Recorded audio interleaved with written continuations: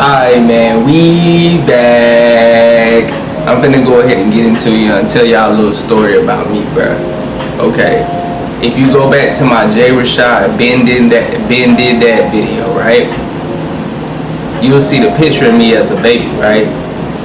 With the gun, with the water gun. Okay, check this out.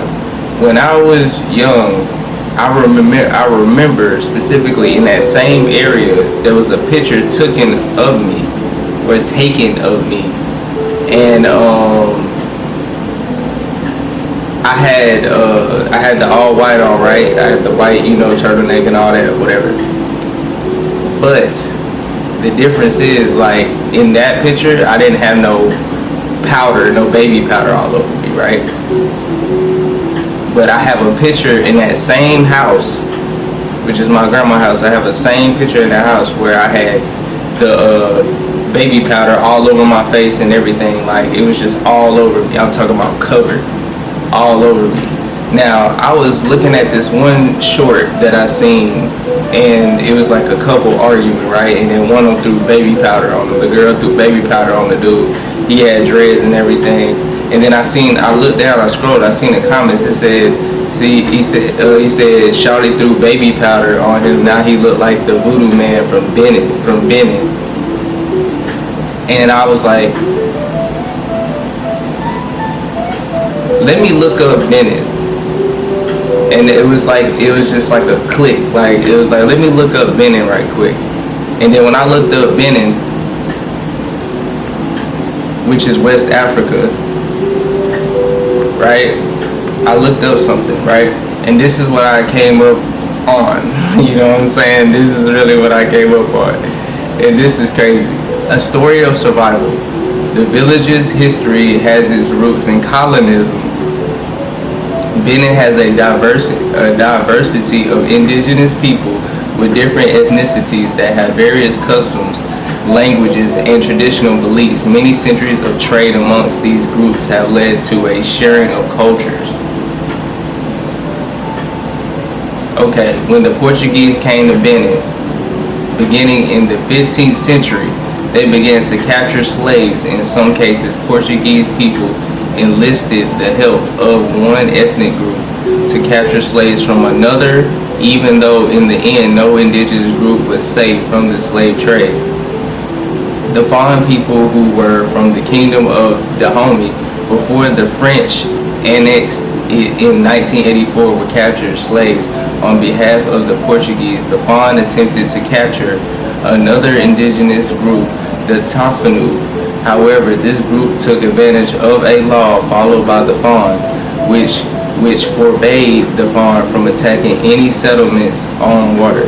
The Tafanu people built homes on Lake Naku, and these homes became what is now the village of Gavania.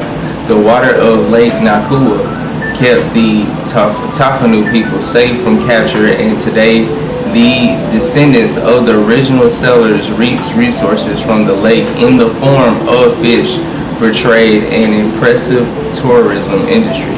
But this is not the only telling of this story. Another version has it that crocodiles helped the Tafanu by carrying the wood for their new homes on their backs. Because of this, crocodiles are revered and celebrated by the Tafanu people of Ghana. To this day, it is easy to believe in this kind of magic throughout all of Benin, because magic is woven into region's history and into the fabric of the abiding religion of Vandu, an enduring cosmology. I'm gonna say Vadum or Voodoo is a religious worldview at the root of Cuban Vadu, Haitian Vadu, and Voodoo in the American South. When Europeans began sending African slaves to the Americas, they were also sending the skills, beliefs, languages, and know-how that these people possessed.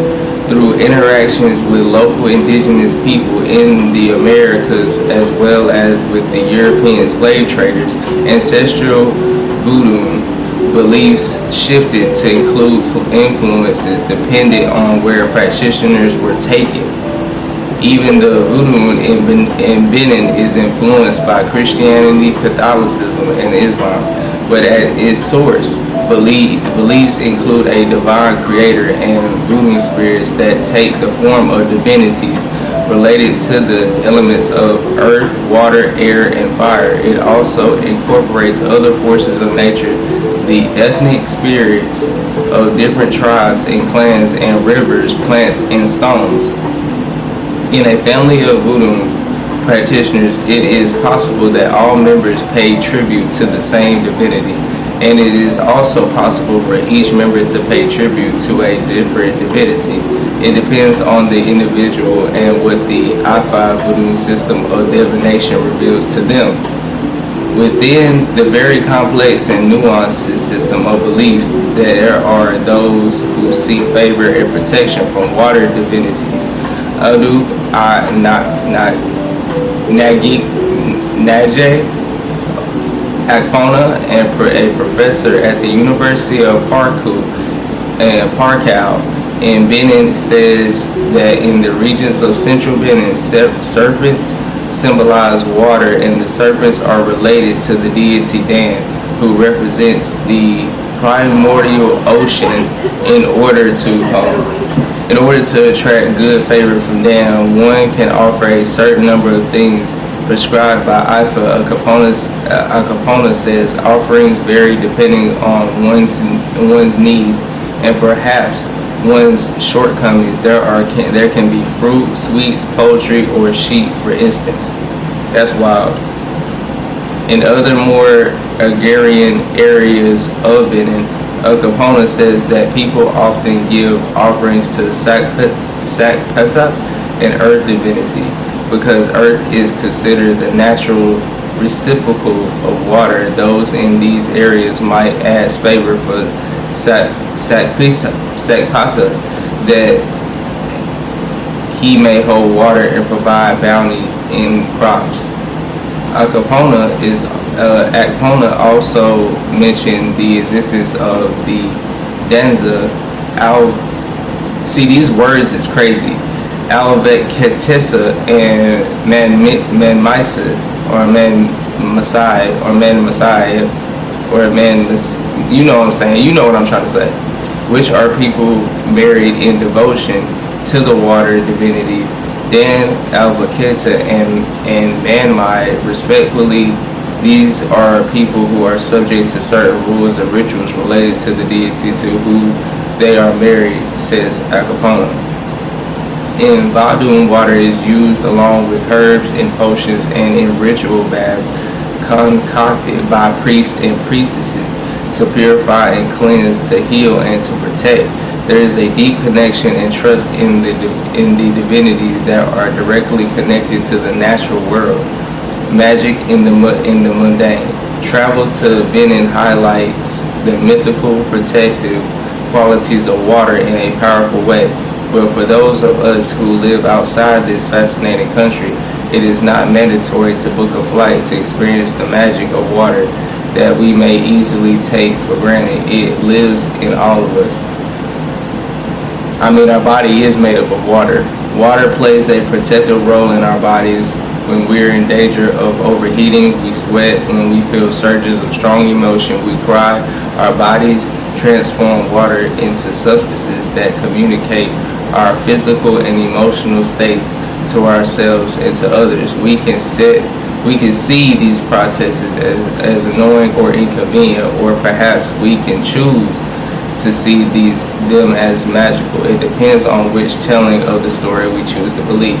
Perhaps honoring our connection to the natural world means allowing space for stories of life-saving lakes and crocodiles, of powerful favors from divinities, and of the protective magic of water living right beneath our skin. Now, I'm going to show y'all something right quick. What is the national animal of Benin? You know I rock with animals, bro. I really rock with the animals, you know what I'm saying? So, the national animal of Benin is the African leopard. This is reflected in the country's coat of arms, where a pair of leopards are depicted supporting the shield. Additionally, the leopard is often associated with themes of power and royalty in Benin's history, with kings sometimes depicted holding leopards as symbols of their authority. What is the symbol of the Benin culture? As king of the bush, the leopard is one of the principal symbols of Benin kingship. Additionally, the warrior chief wears a coral-studded helmet and collar, a lavish wrap, and a brass ornament on his hip. Okay, now I'm gonna show y'all something else. Now, I've been had this picture on my channel for a long time. I'm pretty sure y'all probably already looked that up and everything, but I'm finna show y'all right now. Boom.